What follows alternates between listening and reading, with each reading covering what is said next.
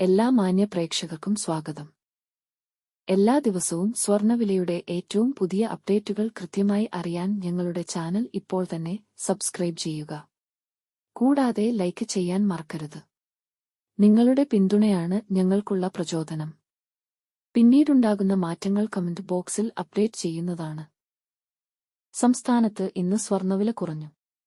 24 carrot സ്വർണത്തിന് ഇന്ന് ഗ്രാമിന് 28 രൂപയും പവന് 224 രൂപയുടെയും കുറവ് രേഖപ്പെടുത്തി.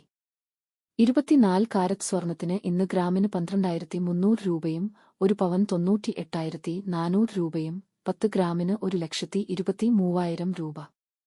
22 ക്യാരറ്റ് സ്വർണത്തിന് ഇന്ന് ഗ്രാമിന് 11,275 രൂപ, ഒരു പവൻ 90,200 രൂപ, 10 ഗ്രാമിന് 1,12,750 രൂപ.